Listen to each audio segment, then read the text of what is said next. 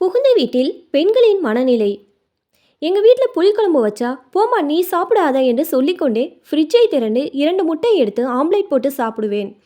அதுவே மாமியார் வீடுனா டக்குன்னு நம்ம இஷ்டத்துக்கு எல்லாம் நம்ம வீட்டில் அம்மா கிட்ட சண்டை பண்ணுற மாதிரி மூஞ்ச தூக்கி வச்சுட்டு ஆம்லேட் எல்லாம் போட்டு சாப்பிட முடியாது. இதுதான் உண்மை. திருமணமான சில வருடங்களுக்காவது இது பொருந்தும். ஒருவேளை ஆண்கள் இப்படி நினைக்கலாம், இதில் என்ன இருக்கு, நீங்கள் பிறந்த வீட்டில் இருப்பது போலவே இங்கேயும் இருக்க வேண்டியதானே என்று. எங்கள் வீட்டுக்கு வந்து நீங்களே உரிமையாக கிச்சனுக்கு போய் தண்ணீர் மொண்டு குடிங்க பார்ப்போம். முடியலைல்ல. அதே தான் பெண்களுக்கும் அதே தயக்கம் கண்டிப்பாக இருக்கும் சில நாட்களும். அதுவும் அம்மாக்கள் போகும்போதே சொல்லி விடுவாங்க, அங்கே போய் புளிக்குழம்புக்கு எல்லாம் மூஞ்ச தூக்கி வச்சுக்காதம்மா, எது கொடுத்தாலும் சாப்பிடுத்தாங்க, உடம்பை பார்த்துக்க, சந்தோஷமாக இருக்கணும் என்ன. இந்த உரையாடல் இருக்கும் 2 பெண்களின் வழியும் யாருக்கும் புரிவதில்லை. 25 வருட பழக்கத்தை உடனே மாற்றிக்கொள்ள வேண்டும். எடுத்துக்காட்டு சொல்கிறேன் பாருங்க. தூத்துக்குடியில் பிறந்து அங்கேயே 25 வருடம் வளர்ந்த ஒரு பெண்ணை ஈரோட்டு பையனுக்கு கல்யாணம் பண்ணி கொடுத்துட்டு 2 வீட்டாரும் போயிடுவாங்க. இந்த பொண்ணு வாரத்தில் 4 நாள் மீன், 1 நாள் சிக்கன், 1 நாள் மட்டன், மீதி இருக்கிற 1 நாளும் கருவாடு குழம்புன்னு சாப்பிட்டு வளர்ந்துருக்கும். நம்ம ஈரோட்டு பையனா ஞாயிறன்று இந்த வாரம் மீன் என்றால் அடுத்த வாரம் சிக்கன் என்று சாப்பிட்டு வளர்ந்துருப்பான். இப்போ அவனுக்கு எதுவும் மாறப்போவதில்லை. அவனிடம் யாரும் புகுந்த வீட்டிற்கு வந்த பெண்ணை எப்படியெல்லாம் நடத்தக்கூடாது என்றோ, ஆண்கள் ஏன் கால் மேல் கால் போட்டு அமரக்கூடாது என்றோ, ஆண்கள் ஏன் லெகின்ஸ் அணியலாமா, சாரி அது என்ன, பட்டி வேஷ்டி அணியலாமா, ஜீன்ஸ் அணியலாமா என்று அடுக்கடுக்காக கேள்வி மேல் கேள்விகளை தொடுக்கப் போவதில்லை. அந்த புள்ள பாவம் இட்லிக்கு நேற்று வச்ச பழைய மீன் குழம்பை வச்சு சாப்பிட்டு பழகியிருக்கும். அந்த புள்ள கல்யாணம் பண்ணிட்டு போய் சோத்துல சாம்பாரை ஊற்றுனா எப்படி இருக்கும் மனநிலைமை? உண்மையை சொல்லணும்னா உள்ளுக்குள்ளே அழுதுகிட்டே வெளியில் சிரிச்சுக்கிட்டே இருக்கும். இது பொதுவாக பெண்களுக்கே உள்ள குணம்தான். எங்கேயோ வசித்தேன், எவ்வளவு செல்லமாக வளர்ந்தாலும் எல்லாவற்றுக்கும் முற்றுப்புள்ளி வைத்து விடுகிறது திருமதியாகிய அந்த தருணம் என்று. அப்பா ஃபீல் பண்ணக்கூடாது, அவ்வளோதான். மனுஷன் 10 வெட்டிக்கு வாங்கி கல்யாணம் பண்ணி வச்சாரு. இந்த புளிக்குழம்புக்கு உட்காந்து அழணும். அதுவாகவே அடுத்த நாள் எல்லா பழக்க வளங்களையும் மாற்றிக்கொள்ள தன்னை அர்ப்பணித்து கொள்ளும். புது வீட்டுக்கு வரும் பெண்களின் நிலை. புது வீட்டில் இங்கே உட்காரலாமா? மாமனார் ஹாலில் உட்காந்து பேப்பர் வாசித்து கொண்டு இருக்கிறாரே, அவங்க வெளியில் கிளம்புற வரைக்கும் நம்ம பெட்ரூம்லேயே இருப்போம் என்று தன் கால்களுக்கு தானே சங்கிலியிட்டு கொள்ளும் அவள் உண்மையில் அவள் வீட்டில் பாடி பறந்து திரிந்த வண்ணக்கிளியாக இருந்திருப்பாள்.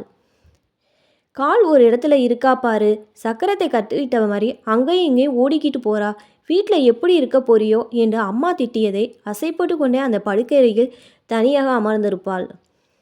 ஐயோ, 7 மணிக்கு நான் ஜீ தொலைக்காட்சியில் அந்த சீரியல் பார்ப்பேன். இங்கே என்ன எல்லாரும் விஜய் தொலைக்காட்சி பார்த்துக்கிட்டு இருக்காங்க. இப்படிதான்.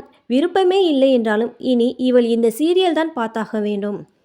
பிடிக்குதோ பிடிக்கவில்லையோ, இங்கே இருக்கிற அக்கம் பக்கத்து வீட்டுக்காரங்க தான் இனி பக்கத்து வீட்டுக்காரர்கள் என்பதை ஏற்றுக்கொண்டே ஆக வேண்டும்.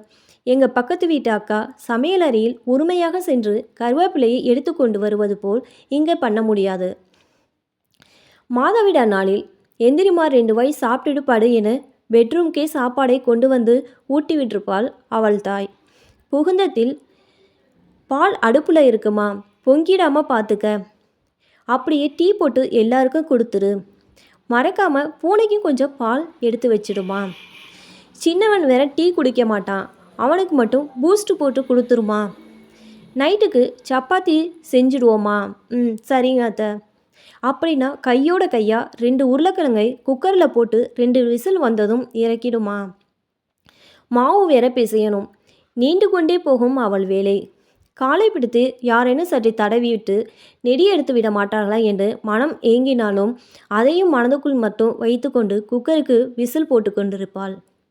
மேடம் டீயை கையில் கொண்டு வந்து கொடுத்தால்தான் எந்திரிப்பாங்க. அதுலேயும் சூடு கொஞ்சம் குறைஞ்சிருக்கக்கூடாது, ஆவி பறக்கணும். அம்மாவின் அருமை அப்போதுதான் புரிய தொடங்கியிருக்கும் அவளுக்கு. ஓடி சென்று கல்யாண ஆல்பத்தில் இருக்கும் குடும்பத்தாரின் ஃபோட்டோவை பார்க்கையில் அவளையும் அறியாமல் கண்ணீர் வடியும்.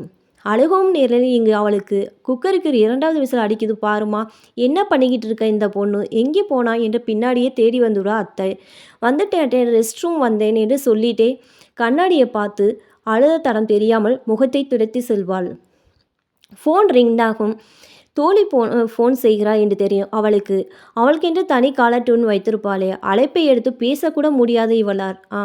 இப்போது 2 கைகளால் மாவை பிசைந்து கொண்டிருப்பாள். வேலைக்கு செல்லும் பெண் என்றால் கொடுமையோ கொடுமை.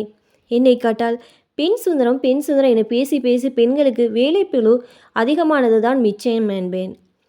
வெளியில் 9 மணி நேரம் வேலை முடித்து வீட்டில் அத்தனை வேலைகளையும் பார்த்து நைட்டு 11 மணிக்கு படுக்க சென்று காலையில் 5 மணிக்கு எழுந்திருந்து குடும்பத் தலைவிகளை ஓடும் ஓட்டம் என்ன சொல்லி மாளாது.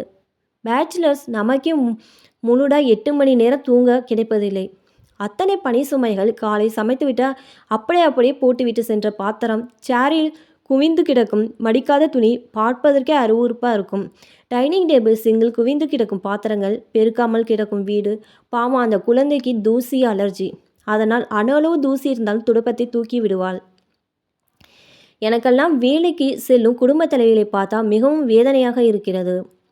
ஒரு மரத்தை வேரோடு பிடுங்கி இன்னொரு இடத்தில் நடுகையில் வேர் பிடிக்க நாள்கள் ஆக்கத்தானே செய்யும். பெண்களுக்கு மட்டும் இதை எனக்கு இரும்பிலா செய்யப்பட்டிருக்கு.